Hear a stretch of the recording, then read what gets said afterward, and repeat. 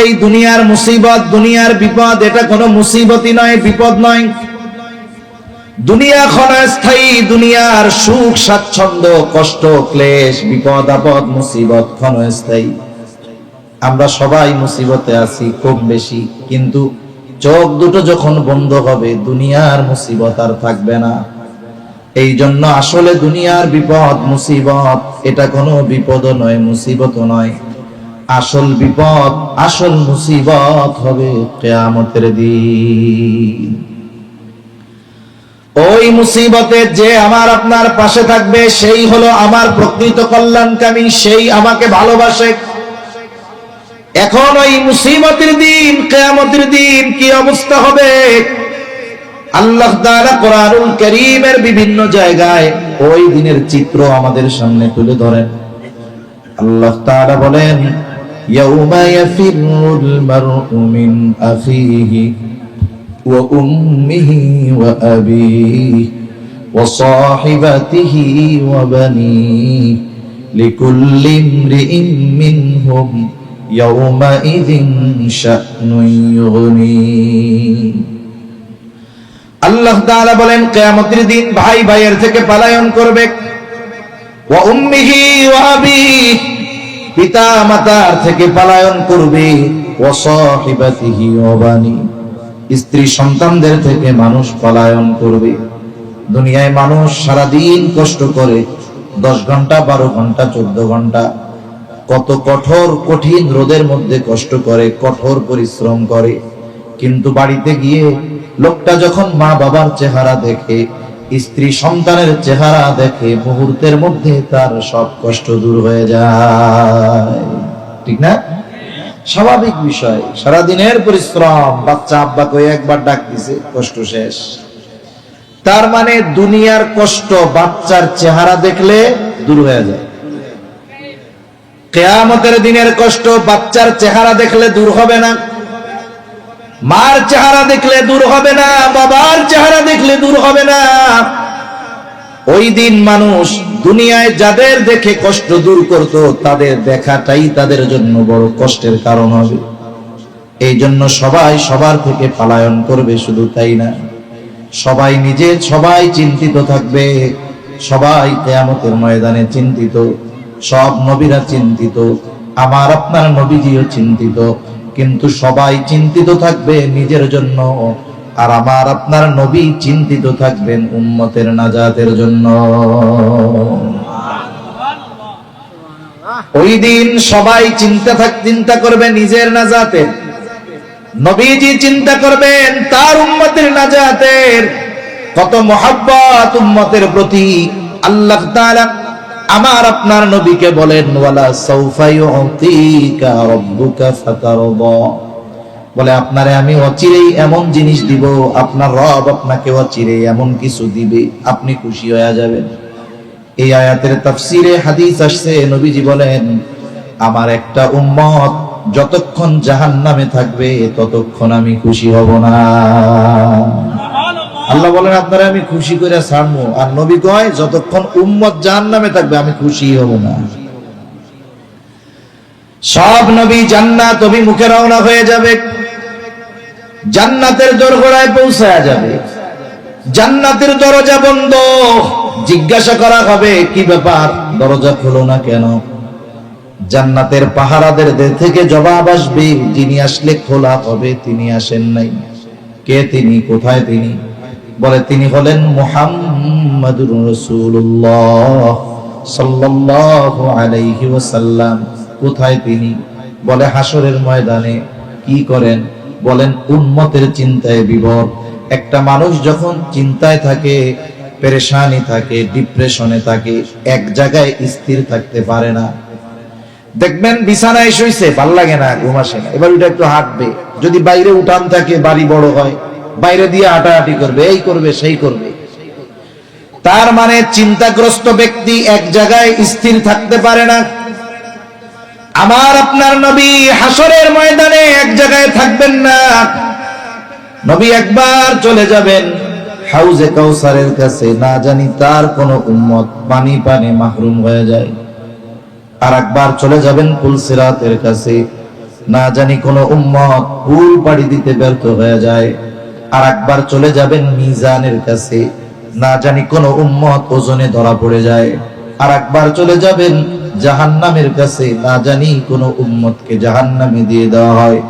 আবার যখন উম্মতের জন্য সুপারিশ দরকার, নবীজি আল্লাহর দরবারে সুপারিশ করবেন উম্মতের জন্য, আমার আপনার নবী ততক্ষণ পর্যন্ত নিজে জান্নাত অভিমুখে রওনা হবে না, যতক্ষণ না তার ওই উম্মত যার অন্তরে যাররা পরিমাণ ঈমানও আছে, তার ব্যাপারে যতক্ষণ জান্নাতের নিশ্চয়তা আল্লাহর পক্ষ থেকে নবী না পাবেন, ততক্ষণ আমার আপনার নবী নিজে জান্নাত অভিমুখে রওনা হবে না।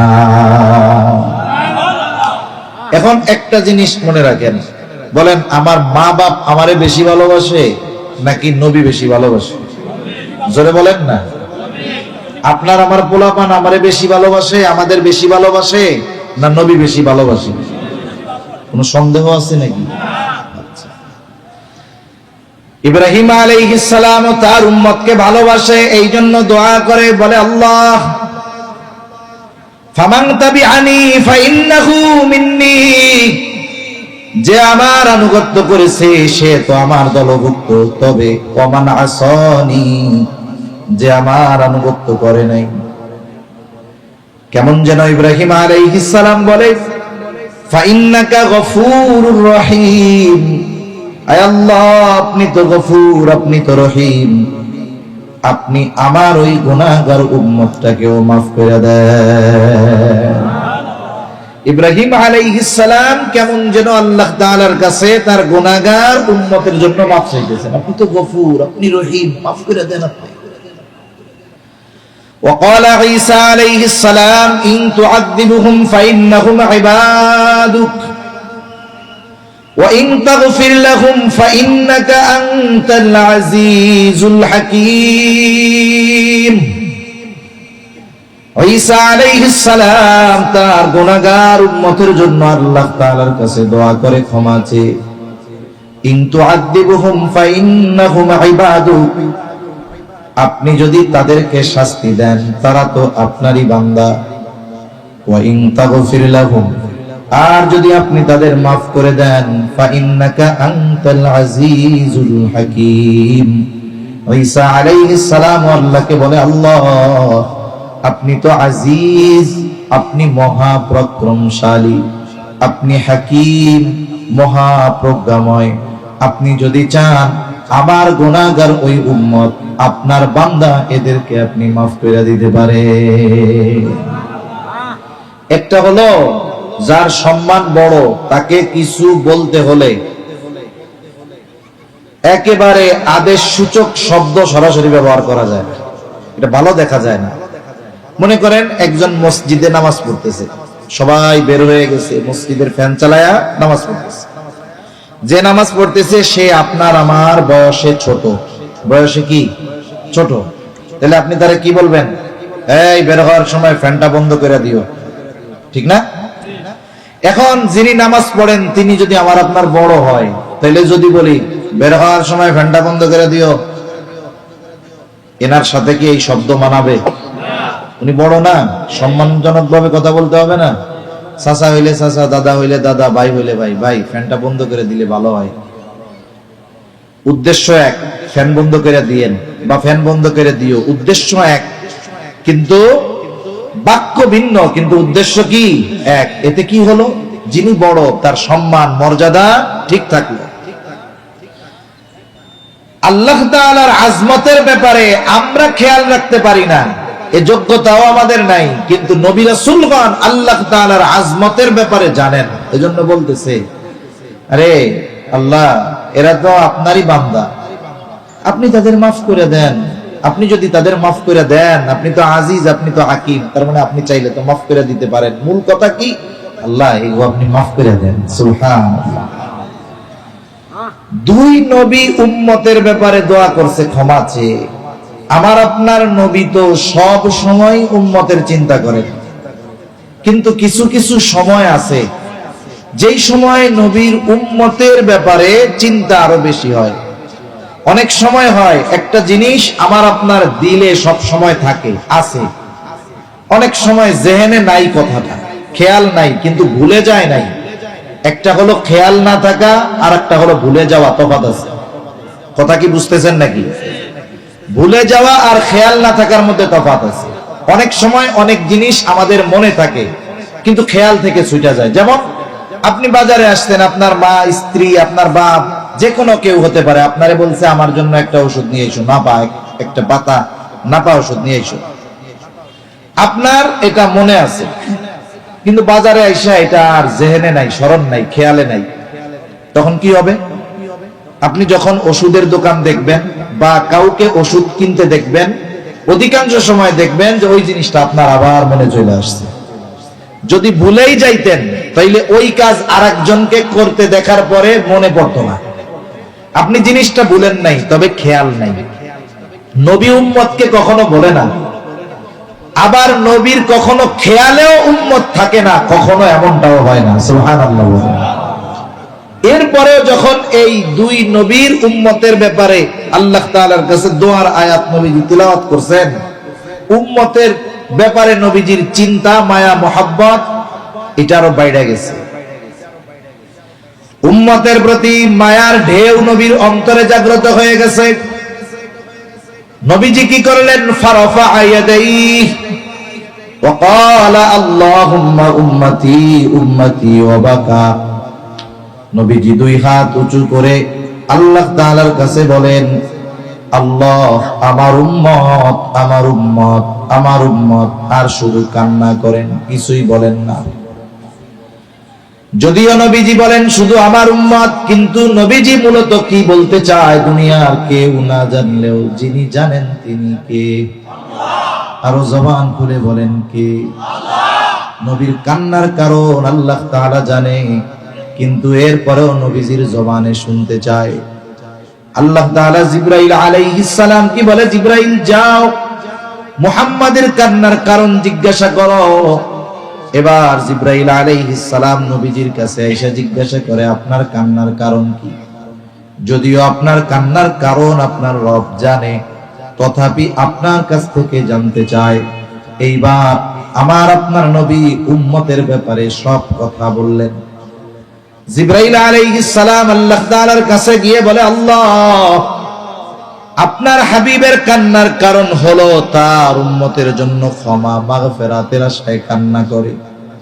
আল্লাহ তাআলা বলেন, জিবরাইল, যাও মুহাম্মদকে গিয়ে জানায় দাও, আমি অচিরেই তাকে তার উম্মতের ব্যাপারে সন্তুষ্ট করব, আমি তার উম্মতের ব্যাপারে তাকে অসন্তুষ্ট করব না।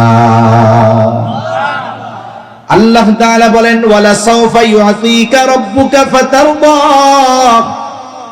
অচিরেই আপনার রব আপনাকে এমন কিছু দিবে আপনি খুশি হয়ে যাবেন। আর আমার আপনার নবী বলে, উম্মত জাহান্নামে থাকবে একটাও, ততক্ষণ পর্যন্ত আমি খুশি হব না। সুবহানাল্লাহ। তাহলে নবীর মায়া, মহব্বত, ভালোবাসা কত আমাদের প্রতি। শুধু তাই না, নবী যখন উম্মতের দ্বারা আঘাতপ্রাপ্ত হয়েছেন তখনও উম্মতের প্রতি বদদোয়া করেন নাই। বদদোয়া না করা, কষ্ট পাওয়ার পরেও এটা ভালোবাসার প্রতীক, ঠিক কিনা? কয়েকদিন আগে ফেসবুকে একটা ভিডিও আসছে, এক মা কান্না করতেছে। এক মা সন্তানের জন্য কান্না করে, সন্তানকে ঋণ করে অটো কিনে দিছে। কি কিনে দিছে? অটো। এই পোলায় এই অটো বেইসা এক মেয়েরে বিয়া কইরা এলাকা ছেড়ে চলে গেছে। আল্লাহর বান্দা যুবক চলে গেছে, মহিলা মানুষ, স্বামী নাই, ঋণ করে দিছে, এটা টাকা দিতে হবে না? এই মহিলা কিডনি বেচতে চায়, কিডনি ঋণ পরিশোধ করার জন্য কিডনি বেচতে চায়। এক ভাই গিয়ে তার সাথে কথা বলতেছে, মহিলা কান্না করে, কিন্তু দেখলাম এত কষ্ট তার অন্তরে, কিন্তু একবারও সে সন্তানের জন্য বদদোয়া করে না। সে একবার বদদোয়া করে নাই। সে বলতেছে যে এরকম করছে, আমি দোয়া করি তার সন্তানরা যেন তার সাথে এরকম না করে। তাহলে সন্তানের দ্বারা মা কষ্ট পাওয়ার পরেও মোহব্বতের কারণে বদদোয়া করে নাই। নবী বেশি ভালোবাসে না কম ভালোবাসে? আরে তুলনা করার জন্য দুইটা কাছাকাছি হইতে হয়, 19-20 হইলেও চলে, কিন্তু অন্যান্যদের মহব্বত আর নবীর উম্মতের প্রতি মহব্বত তুলনা করার কোনো বাটখারা নাই, এটা তুলনা করার কোনো সুযোগ নাই, এত ভালোবাসা। রাসূলুল্লাহ সাল্লাল্লাহু আলাইহি ওয়াসাল্লাম গেছেন তায়েফে, যেখানে একেবারে শিশুকালের শৈশবের কিছু সময় অতিবাহিত হয়েছে। বনু সাকিব গোত্রে দাওয়াত দিতে গেছেন, ওইখানেও কাফেররা আমার আপনার নবীর বিরুদ্ধে মানুষদের লেলায়া দিছে। মানুষেরা নবীজিকে পাথর দিয়ে আঘাত করে, হযরত যায়েদ রাদিয়াল্লাহু তাআলা আনহুর সাথে একা তিনি ঠেকাতে পারেন না। কি পরিমাণ মেরেছে, ছোট ছোট পাথর মারে নাই, চোখা চোখা ধারালো বড় বড় পাথর মারছে। ছোট পাথর দিয়ে যদি আঘাত করে থেতলে যাবে, কিন্তু কেটে যাবে না, গর্ত হবে না। কিন্তু নবীর পাথরের আঘাতে গায়ে গর্ত হয়ে গেছে। আয়েশা সিদ্দিকা রাদিয়াল্লাহু তাআলা আনহা নবীজির গায়ে ছোট ছোট দাগ দেখে জিজ্ঞাসা করে, ইয়া রাসূলুল্লাহ, আপনার কি কখনো বসন্ত হয়েছিল নাকি? নবীজি বলেন, না, আমার কখনো বসন্ত হয় নাই। তাইলে দাগগুলো কিসের? নবীজি বলেন, তায়েফে যখন দাওয়াত দিতে গিয়েছিলাম, তায়েফের মানুষ আমাকে যে পাথর নিক্ষেপ করেছিল, এটা হলো তাদের নিক্ষিপ্ত পাথরের আঘাতের দাগ। নবীজির দেহ মোবারক ক্ষত বিক্ষত হয়ে গেছে, রক্ত ঝরা শুরু হয়ে গেছে। কি পরিমাণ রক্ত ঝরেছে, রক্তে জামা ভিজে গেছে, কাপড় ভিজে গেছে, পা বেয়ে বেয়ে রক্ত পড়ে জুতার মধ্যে ঢুকে রক্ত শুকিয়ে পায়ের সাথে জুতা আটকে গেছে। একটা মানুষের দেহ দিয়ে এই পরিমাণ রক্ত প্রবাহিত হয়েছে, বের হয়েছে। নবীজি ক্লান্ত দেহ নিয়ে বিকেল বেলায় এক জায়গায় বিশ্রাম নিচ্ছেন, এক আঙ্গুর বাগানের পাশে। ইতিমধ্যে জিবরাইল আলাইহিস সালাম চলে আসছেন, এসে আমার আপনার নবীকে সালাম দিয়ে বলে, এই কওম আপনার সাথে কেমন আচরণ করেছে, আপনার মালিক সব দিক দেখেছেন। আমার সাথে নতুন একজন ফেরেশতাকে পাঠানো হয়েছে। এইবার ওই ফেরেশতা আমার আপনার নবীর কাছে এসে সালাম দিয়ে বলে, এরা কেমন আচরণ করেছে আল্লাহ তাআলা দেখছে। আল্লাহ তাআলা আমাকে আপনার নির্দেশ পালনের জন্য পাঠিয়েছে। আমি হলাম পাহাড়ের দায়িত্বে নিয়োজিত ফেরেশতা। আপনি যদি আমাকে নির্দেশ দেন, 2টা পাহাড় দিয়ে এদেরকে আমি পিষে ফেলবো, একবারে নিশ্চিহ্ন হয়ে যাবে। এমন আচরণ এরা করছে, আপনি শুধু আমার অর্ডার দেন। আমরা হইলে কি করতাম? আমরা তো প্রতিশোধ পরায়ণ। 10 বছর আগে কেউ যদি আমারে কষ্ট দিয়ে থাকে, আমি সুযোগ পাইলে 10 বছর পরে সাইজ করে দেই, ঠিক না?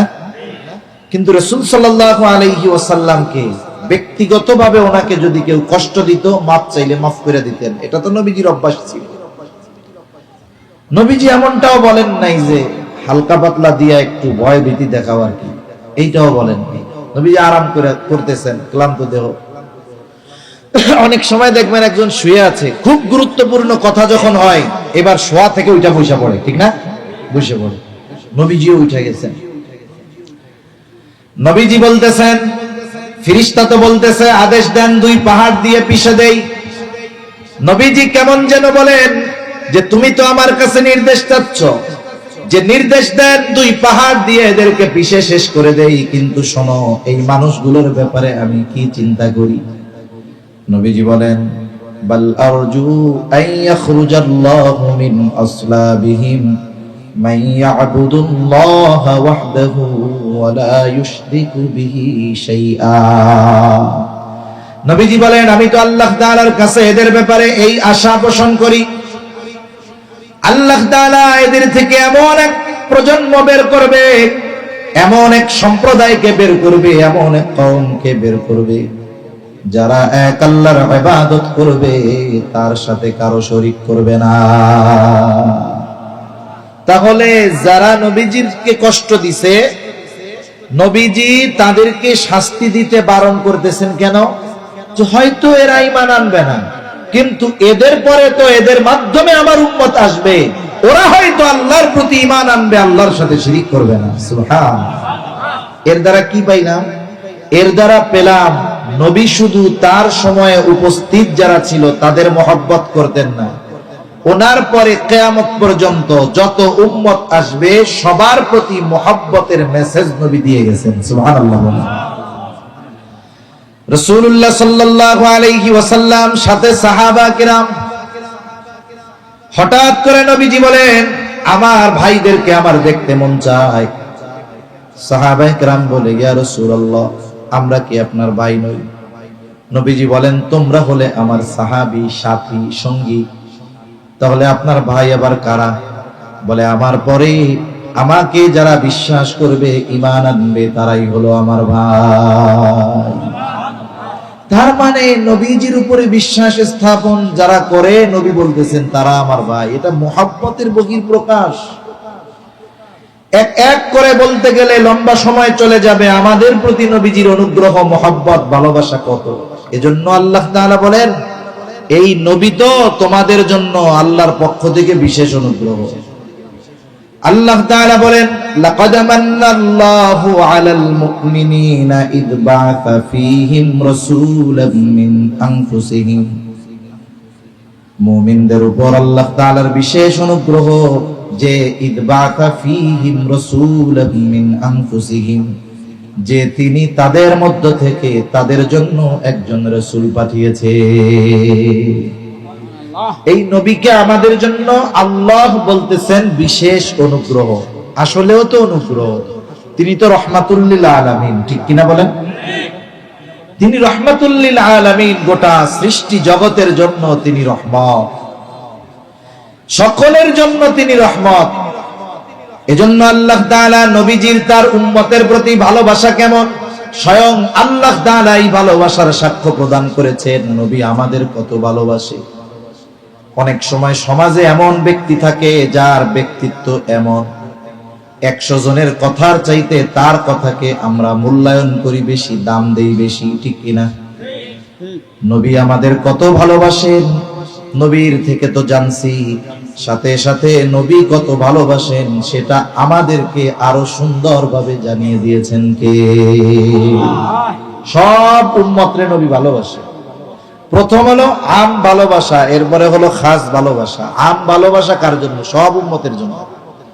খাস ভালোবাসা কার জন্য? শুধুমাত্র মুমিন উম্মতের জন্য। এই কথাই আল্লাহ তাআলা বলেন, লাকাদ মান্নাল্লাহু আলাল মুমিনিনা ইয বা'আসা ফীহিম রাসূলাম মিন আনফুসিহিম। আল্লাহ রাব্বুল আলামিন জানায় দেন, এক নম্বরে যে নবী হলেন আল্লাহ তাআলার পক্ষ থেকে আমাদের জন্য বিশেষ অনুগ্রহ, বিশেষ করে মুমিনদের জন্য। কিন্তু সাধারণ সকলের জন্যই তো তার মায়া আছে। এই কথা আল্লাহ তাআলা আমাদেরকে জানায় বলেন, লাকাদ জাআকুম রাসূলুম মিন আনফুসিকুম আজিজুন আলাইহি মা আনিতুম হারিসুন আলাইকুম বিল মুমিনিনা রাউফুর রহিম। আল্লাহ তাআলা বলেন, লাকাদ জাআকুম রাসূলুম মিন আনফুসিকুম, তোমাদের মধ্য থেকে তোমাদের জন্য এমন একজন রাসূল এসেছেন। তিনি কেমন রাসূল? আজিজুন আলাইহি মা আনিতুম। এক নম্বরে আল্লাহ তাআলা বলেন, তোমাদের জন্য যেটা কষ্টের সেটা তার জন্য কষ্টের। তার মানে উম্মত যেটাতে কষ্ট পায় ওই নবী ওইটাতেও কষ্ট পায়। সুবহানাল্লাহ। এখন একজনের যদি কষ্ট হয় আর একজন কষ্ট পায় কেন? আমি খাইলে আপনার পেট ভরবো? ভরবে না তো। তাহলে একজনের কষ্ট হইলে আর একজনের এই কষ্ট কেমনে হয়? এই কষ্ট হওয়ার পেছনে যেটা সবচাইতে বড় কাজ করে সেটার নাম হলো মুহাব্বত, ভালোবাসা। যার প্রতি আপনার যত ভালোবাসা বেশি, তার কষ্ট আপনাকে তত বেশি কষ্ট দিবে, ঠিক না? যেমন মনে করেন আপনার সন্তান আছে 2 বছর বয়স, একেবারে প্রত্যন্ত অঞ্চলে আপনার বাড়ি, যেখান থেকে মন চাইলেই গাড়ি পাওয়া যায় না, সন্ধ্যার পরে মন চাইলে শহরে চলে যাওয়া যায় না। গভীর রাত আপনার 2 বছরের বাচ্চাটার জ্বর হয়েছে, এত জ্বর তার কপাল মনে হয় ফেটে যাচ্ছে, চোখ দুটো মনে হয় বের হয়ে যাচ্ছে। জ্বরের তীব্রতায় সে উল্টাপাল্টা বলতেছে। এরকম জ্বর অনেক সময় হয় না ছোট বাচ্চাদের, আহ আহ করতেছে, ছোট বাচ্চা, রাত বাজে 2টা। বলেন তো এইরকম অসুস্থতা যদি কারো সন্তানের হয়, কোন মা বাবা আছে নাক ডেকে ঘুমাবে? বলেন তো কেউ ঘুমাবে নাকি? দুইজনই পাশে এসে বসবে, সন্তানের মাথায় হাত দিবে, চেহারার দিকে তাকাবে। বলেন তো জ্বরের তীব্রতায় সন্তানের যত কষ্ট হবে, পাশে বসে থাকা মা বাবার ওই সন্তানের চাইতে কষ্ট বেশি হবে নাকি কম হবে? অসুস্থ সে তো অসুস্থ না, অসুস্থ তো বলা কষ্ট হয় কেন? ওই যে মা বাপ যে মহব্বতের কারণে কি হয়? কষ্ট হয়। এখন বলেন মা বাবার যদি সন্তানের কষ্টের কারণে মা বাবার যদি কষ্ট হয়, উম্মতের কষ্টে নবীর কষ্ট হয় না? এই জন্য আল্লাহ তাআলা বলেন, তিনি হলেন আজিজ, সমব্যথী। তোমাদের জন্য যেটা কষ্টের, তার জন্য সেটা কষ্টকর।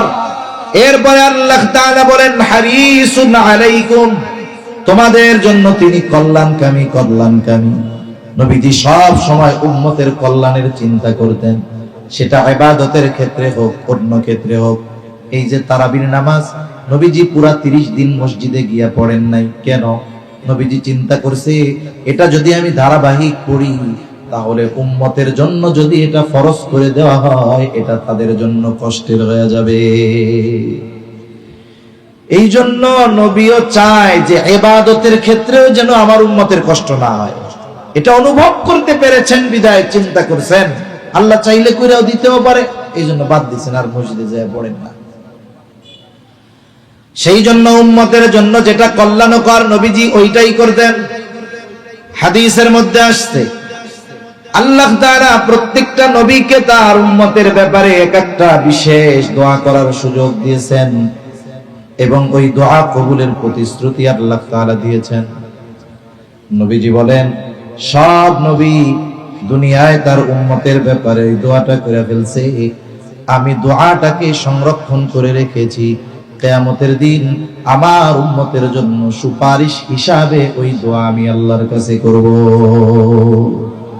কারণ নবী জানেন ওই দোয়া দুনিয়ায় করার চাইতে পরকালে যদি করা হয় আমার উম্মতের জন্য কল্যাণ বেশি, এই জন্য দুনিয়ায় করেন নাই। এই দুইটা জিনিস সবার জন্য। যেমন নবীজি কিয়ামতের দিন যখন সুপারিশ করবেন, শাফাআতে কুবরা, এটা সারা পৃথিবীর সকল নবীর উম্মত, সকল সৃষ্টির জন্য সুপারিশ হবে। হাসরের ময়দানে যখন সবকিছু স্থবির, কিছুই হয় না, আল্লাহ তাআলা তো রাগ হয়ে আছে, বিচার কাজও শুরু হয় না, এপাশ দিয়ে অবস্থান করার মতো পরিবেশও নাই, এত কষ্ট যন্ত্রণা, মানুষ চিন্তা করবে বিচার কাজ তো শুরু হোক, বিচারের পরে জান্নাত হোক আর জাহান্নাম হোক, সেটা পরে হবে। এই অবস্থা থেকে তো বাঁচা যাবে। এখন আল্লাহ তাআলা তো কাহ্হার, কে গিয়া বলবে বিচার শুরু করেন? কেউ করবে না। লম্বা হাদিস, শেষমেশ আমার আপনার নবীর মাধ্যমে সুপারিশ হবে। আল্লাহ তাআলার কুদরতি কদমে আমার আপনার নবী সেজদা করবেন, প্রশংসা করবেন, কত দীর্ঘকাল প্রশংসা করবেন, কত শব্দাবলী দিয়ে প্রশংসা করবেন। আল্লাহ সব আমার আপনার নবীর অন্তরে ঢেলে দিবেন। এক সময় আল্লাহর রাগ কমবে, বলবে হাবিব মাথা উঠান, কি বলতে চান বলেন, আপনার সব কিছু আমি কবুল করে নেব। সুবহানাল্লাহ। নবী বলবেন বিচার শুরু করে দেন। রাসূল আকরাম সাল্লাল্লাহু আলাইহি ওয়াসাল্লাম কল্যাণকামী, সমব্যথী সবার জন্য। তবে মুমিনের প্রতি স্পেশাল ভালোবাসা আমার আপনার নবীর। এই জন্য আল্লাহ তাআলা বলেন বিল মুমিনিনা রাউফুর রহিম, নবী তার মুমিন উম্মতের জন্য রাউফুর রহিম। রাউফ আল্লাহ তাআলার গুণবাচক নাম, রহিম আল্লাহ তাআলার গুণবাচক নাম। দুনিয়ার কোন মানুষ, দুনিয়ার কোন সৃষ্টি রাউফুর রহিম হতে পারে না। রাউফুর রহিম কে? জোরে কোন? ঘুমাইতেছেন নাকি? এইরকম কইলে ঘুমাসারি কথা। তাকবীর দেন, নারায়ে তাকবীর, আরো জোরে নারায়ে তাকবীর। মাশাআল্লাহ। আল্লাহ তাআলা বলেন যে এই নবী তার মুমিন উম্মতের জন্য রাউফুর রহিম। কে বলতেছে? আর রউফুর রহিম কে? আর নবীকে আল্লাহ বলতেছে যে নবী এই উম্মতের জন্য রউফুর রহিম। তাহলে রউফুর রহিম এই গুণবাচক নামটা আল্লাহ, অতি সদয় পরম দয়ালু কে? অথচ আল্লাহ তাআলা বলেন এই নবী তার উম্মতের জন্য অতি সদয় পরম দয়ালু। তার মানে কি পরিমাণ মোহাব্বত, কি পরিমাণ ভালোবাসা উম্মতের প্রতি নবীজির, এ কথার দ্বারা সুস্পষ্টভাবে বোঝা যায় যে উম্মতের প্রতি নবীর মোহাব্বতের কথা বলতে গিয়ে আল্লাহ তাআলা তার গুণবাচক শব্দ স্বয়ং তার নবীজির শানে ব্যবহার করেছে।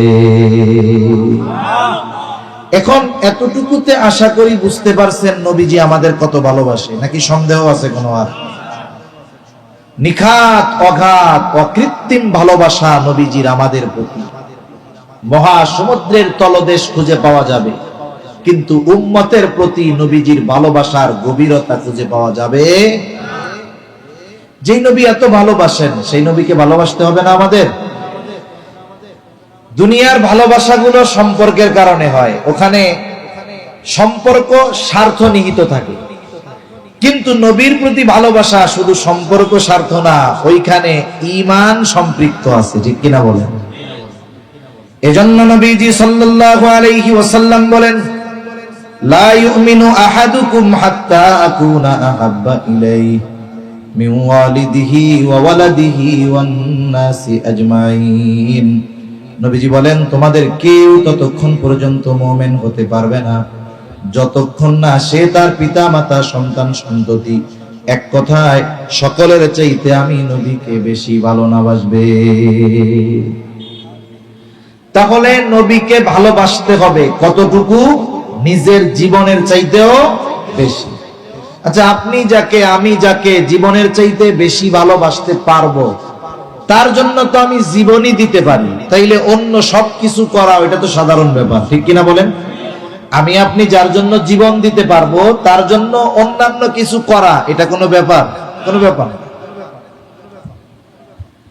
তাহলে রাসূলুল্লাহ সাল্লাল্লাহু আলাইহি ওয়াসাল্লামকে ভালোবাসা নিজের জীবনের চাইতে বেশি, এটা ঈমানের দাবি।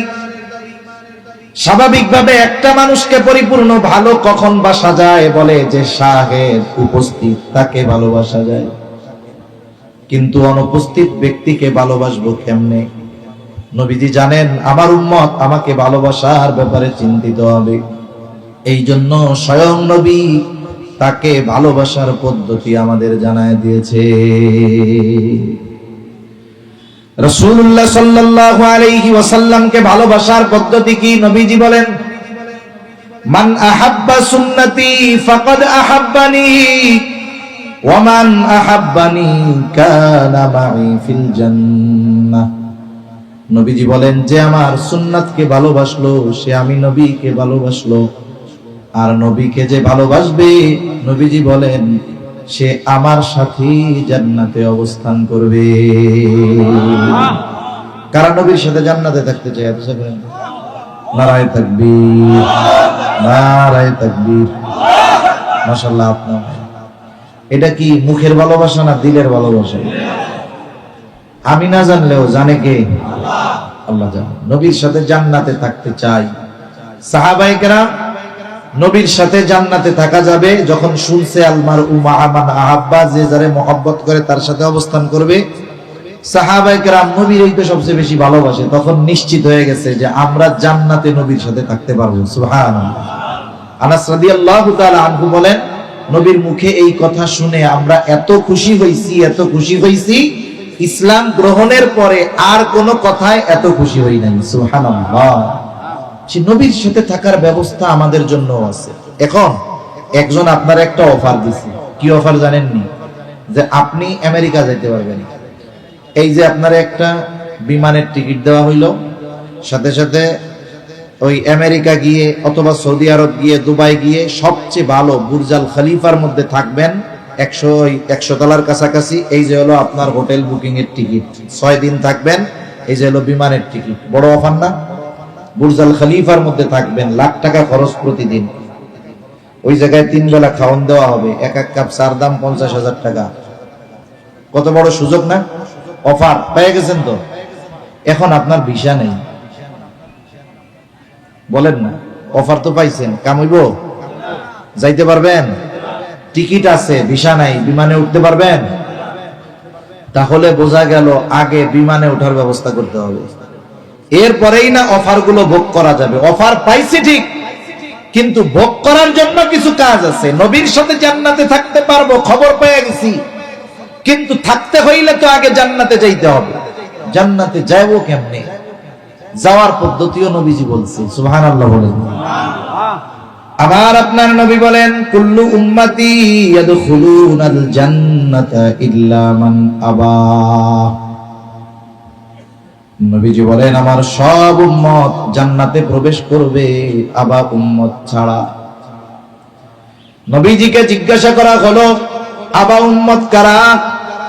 নবীজি বলেন, মান আতাআনি দাখালাল জান্নাহ ওয়া মান আসানি ফাকাদ আবা। নবীজি বলেন, যে আমার আনুগত্য করবে, আমার অনুসরণ করবে, আমার ইত্তেবা করবে, সে জান্নাতে প্রবেশ করবে। ওয়া মান আসানি, যে আমার আনুগত্য করবে না, ইত্তেবা করবে না, সে আবা উম্মত জাহান্নামে যাবে। তাহলে নবীর অনুসরণ ছাড়া জান্নাতে যাওয়া যাবে? এখন কইতে পারেন, হুজুর নবীর অনুসরণ করে জান্নাতে যাব, নবীর সাথে থাকবো, এটা তো আখিরাতে হইল, দুনিয়ায় কি লাভ? দুনিয়ার লাভ আছে না নাই? এখন কোন, আমরা তো নবীকে ভালোবাসতে চাই, আল্লাহকে ভালোবাসার দরকার আছে না নাই? আল্লাহ তাআলা বলেন, ওয়াল্লাযীনা আমানু আশাদ্দু হুব্বাল্লিল্লাহ। ঈমানদার যারা, আল্লাহর প্রতি তাদের ভালোবাসা সুদৃঢ়। আমরা আল্লাহকে ভালোবাসতে চাই, এখন আল্লাহরে ভালোবাসবো কেমন? ওই যে বললাম, যে সামনে আছে, দেখা যায়, ধরা যায়, কাছে পাওয়া যায়, এরাই না ভালোবাসা যায়। আল্লাহরে ভালোবাসবো কেমন? আল্লাহ জানে যে আমার মুমিন বান্দা চিন্তা করবে, আমার নবীর উম্মত চিন্তা করবে, কেমনে আল্লাহরে ভালোবাসবো? আল্লাহ বলেন, ভালোবাসার পদ্ধতি আল্লাহ নিজে জানায়া দিচ্ছেন, সুবহানাল্লাহ। খবরটা দিচ্ছেন নবীজির মাধ্যমে। কার মাধ্যমে? কষ্ট হইতেছে নাকি আপনাদের? এখন বিষয় হলো, রাত যে টাইম, এ টাইমে যদি কেউ চিন্তা করে যে ফজরের নামাজ ছুটতে পারে, তার জন্য চলে যাওয়া ওয়াজিব। বুঝেন নাই? একজন যদি এই পেরেশানিতে থাকে যে হুজুরে কয়টায় শেষ করবো, আল্লাহ জানে, আমি আর 5-7 মিনিট 10 মিনিটের মধ্যে শেষ করে দেবো ইনশাআল্লাহ, এরপরেও যদি কারো চিন্তা হয়, নামাজি ব্যক্তি, যে হুজুর ওয়াজ করতেছে, কোন সময় শেষ করবো ঠিক নাই, ফজরের নামাজ ছুটে যাইতে পারে, এই আশঙ্কা যার আছে, পায়ে ধরে কই আপনি চলে যান। আপনি এতক্ষণ বয়ে রয়েছেন, কারণ রাত গভীর হলে আসলে নামাজির চিন্তা হয়, বেনামাজির চিন্তা নেই। ওয়াজ মাহফিল অনেক সময় বলে না, ওয়াজ চলবে, সবাই কই চলবে, কতক্ষণ? সারা রাত। এই সারা রাত যে কয়জন বলে, একজনও ফজরের নামাজ পড়ে না, কারণ ও তো ঘুমাইবো ফজরের একটু আগে। কিন্তু যিনি নামাজ পড়েন, তার চিন্তা শুরু হয়ে যায় 11টা, 11:30টার পরে। আরে গ্রামের মানুষ ঘুমায় যায় 9টা, 9:30, 10টা, আজকে 12টা হয়ে যেতেছে, ঘুমাইতেছে না। সেজন্য আমিও বেশি সময় আর নিব না। আল্লাহ তাআলা আমার আপনার নবীর মাধ্যমে আল্লাহকে ভালোবাসার পদ্ধতি বলে দিয়েছেন। আল্লাহ তাআলা বলেন, নবী আপনি বলেন, ইন কুনতুম তুহিব্বুনাল্লাহ, আপনি বলে দেন, তোমরা যদি আল্লাহকে ভালোবাসতে চাও, তোমরা যদি আল্লাহকে ভালোবাসতে চাও, তাইলে কি করতে হবে? নবী আপনি বলে দেন, ফাত্তাবিউনি, যে তোমরা আমার অনুসরণ করো। তার মানে নবীজির অনুসরণের মাধ্যমে জান্নাতে যাওয়া যায়, আল্লাহকে ভালোবাসা হয়। এখন নবীর অনুসরণ করলে কার ভালোবাসা পাওয়া যায়? আল্লাহর ভালোবাসা পাওয়া যায়। শুধু আল্লাহকে ভালোবাসা হয় না, নবীর অনুসরণ করলে স্বয়ং আল্লাহ অনুসরণকারীকে ভালোবাসেন, সুবহানাল্লাহ। নবীজি বলেন, ফাত্তাবিউনি, আমার অনুসরণ করো, আমার ইত্তেবা করো। তাহলে কি হবে? তোমার ভালোবাসা আল্লাহ পর্যন্ত পৌঁছাবে কিনা বলা যায় না, কিন্তু তুমি চিন্তা কইরো না, আমার অনুসরণ করার কারণে ইউহিব্বুকুমুল্লাহ, স্বয়ং আল্লাহ তোমাকে ভালোবাসবে। দুনিয়ার প্রভাবশালী ব্যক্তির ভালোবাসা পাইলে দুনিয়ায় কত মানুষের আঙ্গুল ফুলে কলা গাছ হয়ে যায়। আর আহকামুল হাকিমিনের ভালোবাসা যদি পাওয়া যায়, এর চাইতে সৌভাগ্যের আর কিছু আছে? একটা হাদিস কই, বলতে চাইছিলাম না, মনে আসলো তাই বলি। আল্লাহ ভালোবাসলে লাভ আছে না নাই? দুনিয়ার লাভটাই কই, আখেরাতের লাভ থাক একদিকে, দুনিয়ার লাভ কি? হাদিসের মধ্যে আসছে, নবীজি বলেন যখন আল্লাহ তাআলা কাউকে ভালোবাসে, যখন আল্লাহ তাআলা কাউকে, বলেন আল্লাহ কাকে ভালোবাসে? যে নবীর অনুসরণ করে। আমি বলবো আল্লাহ কাকে ভালোবাসে, আপনারা বলবেন যে নবীর অনুসরণ করে। আল্লাহ কাকে ভালোবাসে? তাইলে যে নবীর অনুসরণ করে তাকে আল্লাহ ভালোবাসে। এখন আল্লাহ তাআলা যাকে ভালোবাসে, এখন তার অবস্থা কি হয়? আল্লাহ তাআলা জিবরাইল আলাইহিস সালামকে বলেন, ও জিবরাইল, আমি দুনিয়ার অমুককে ভালোবাসি। আল্লাহ তাআলা তার নাম ধরে জিবরাইল আলাইহিস সালামকে কি বলে? যে আমি দুনিয়ার অমুককে ভালোবাসি, তুমিও ভালোবাসো। এখন জিবরাইল আলাইহিস সালাম কি বলবে? আল্লাহ না, আপনি ভালোবাসেন বাসেন, আমি ভালোবাসতে পারবো না। এটা কি বলবে জিবরাইল আলাইহিস সালাম? তার মানে এরপরে জিবরাইল আলাইহিস সালাম তাকে ভালোবাসে, শুরু করে দেয় ভালোবাসা। এবার আসমানের ফেরেশতাদের সর্দার তো জিবরাইল আলাইহিস সালাম। নবীজি বলেন এবার জিবরাইল আসমানের বাসিন্দাদের মধ্যে ঘোষণা করে দেয়, ও আসমানের বাসিন্দারা, দুনিয়ার অমুক তাকে আল্লাহ ভালোবাসে, আমি ভালোবাসি, তোমরাও ভালোবাসো। নবীজি বলেন এইবার আসমানের বাসিন্দারা তাকে ভালোবাসতে শুরু করে। হয়তো ওই ব্যক্তি লোকচক্ষুর অন্তরালে থাকে, মানুষ তাকে চিনে না, কিন্তু আসমানের বাসিন্দাদের কাছে সে সেলিব্রিটি হয়ে যায়। দুনিয়ায় অনেক আল্লাহর বান্দা আছে, ওদেরকে আমরা কেউ চিনি না, কিন্তু আসমানে তারা খুব পরিচিত, সেলিব্রিটি হওয়া।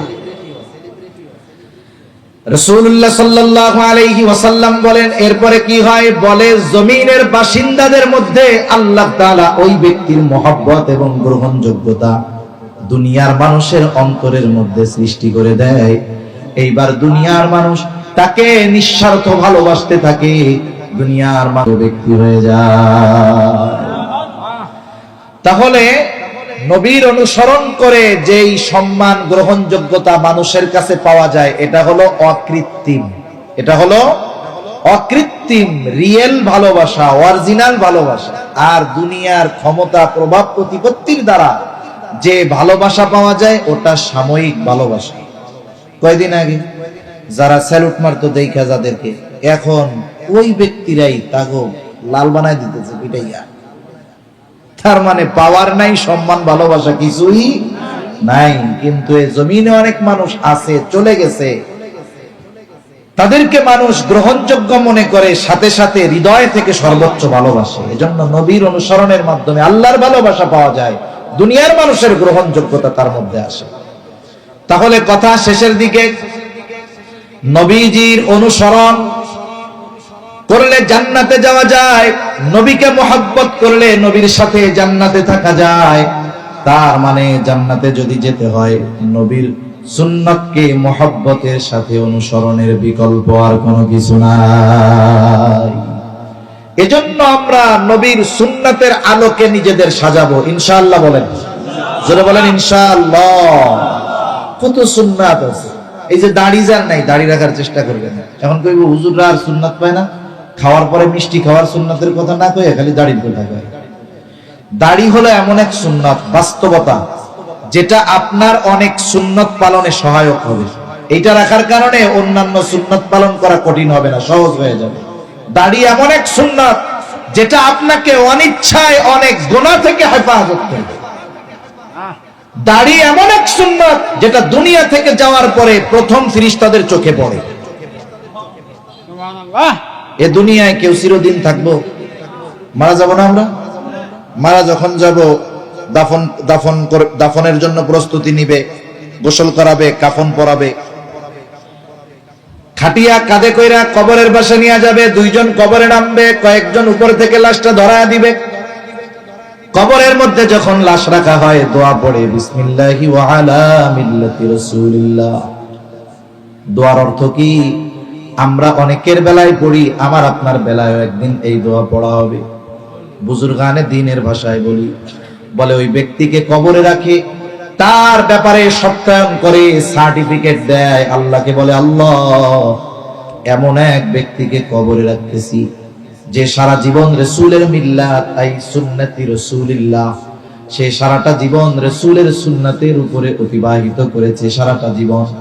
যখন মরছে সুন্নাতের উপরে ছিল, এখন তারে কবরে রাখতেছি এমত অবস্থায় সুন্নাতের উপরে আছে। পায়ে ধরে বলি, কাউকে কষ্ট দেওয়া উদ্দেশ্য নয়। দেখা গেল যার ব্যাপারে এই দোয়া পড়ে কবরে রাখা হলো, তার চেহারার মধ্যে নবীর সুন্নাত দাড়ি না। এইবার বলেন, কবরে রাইখা যেই কথা বলছে, এই কথা তার ব্যাপারে সত্য নাকি মিথ্যা? তাইলে কেউ কি চায় যে তাকে কবরে মিথ্যা কথা কইয়া রাখা হোক? কেউ চায় না। মুখটা খোলা রাখা হয়। যখন কবর থেকে উঠে আসবে, লাস্টে কি করে? সুন্দর মতো গিট দেওয়া থাকলে ফেলে দিয়ে আসে। আইসা চোখ, প্রথমেই চোখ পড়বো দাড়ির মধ্যে। কইছে নবীর সুন্নাতের উপরে রাইখা গেছে, সুন্নাতের খবর নাই। এজন্য আসলে জীবনটা এভাবে সাজানোর দরকার। কিভাবে? হায়াত মউতের কোনো নির্দিষ্ট সময় নেই। সময়টা আছে, তবে আমাদের কাছে অনির্দিষ্ট, ঠিক না? নির্ধারিত সময় তো আল্লাহ তাআলা রাখছেন, কিন্তু সেই সময়টা কখন আমরা কি কেউ জানি নাকি? জানি না। কতজন আছে যে সুস্থ অবস্থায় গেছে, উঠছে, মারা গেছে। এরকম বহুত মানুষ আছে, বহুত মানুষ এ জীবনে আছে। এই পৃথিবীতে অনেক মানুষ ঘর থেকে বাইরে হতে পারে নাই, বাজার থেকে বাড়ি যেতে পারেনি, মারা গেছে। বুড়া না, যুবক মানুষ মারা গেছে। মৃত্যুর হার বৃদ্ধদের চাইতে যুবকদের বেশি। এখন আমি আপনি যখন মারা যাব, আমার আপনার ব্যাপারে এই দোয়াটা বলা হবে। আমাকে আপনাকে জীবনটা এমন ভাবে সাজাতে হবে, এখন মরি আর কালকে মরি আর 10 বছর পরে মরি, যখনই মারা যাব, আমাকে যখন কবরে রাখবে, আমার ব্যাপারে যেন এই দোয়াটা, এই কথাটা সত্য হয়। এভাবে যদি জীবনটা সাজাতে পারি, তাহলেই আমি আপনি কামিয়াব, আমি আপনি সফল। ঠিক কিনা বলেন? এজন্য সর্বশেষ কথা, রাসূলের মোহাব্বত এটা ঈমানের অংশ। মোহাব্বত নাই তো ঈমান নাই। আর এই মোহাব্বতের প্রমাণ দিতে হবে কেমনে? নবীর আদর্শকে, সুন্নাতকে মোহাব্বত এবং অনুসরণের মাধ্যমে। তাহলেই নবীজিকে প্রকৃত ভালোবাসা হবে। নবীর সুন্নাত অনুসরণ করলে আল্লাহর ভালোবাসা পাওয়া যাবে। আল্লাহর ভালোবাসা যদি পাওয়া যায়, দুনিয়ার মানুষের কাছে অকৃত্রিম ভালোবাসা আর গ্রহণযোগ্যতা পাওয়া যাবে। ঠিক কিনা বলেন? আল্লাহ তাআলা আমাদের সকলকে নবীজির আমাদের প্রতি মহব্বতকে অনুধাবন করে আমাদেরকেও নবীর সুন্নাত মহব্বতের সাথে অনুসরণ করার তৌফিক আল্লাহ দান করেন। সকলে বলি আমিন। ওয়া আখির দাওয়ানা আলহামদুলিল্লাহি রাব্বিল আলামিন।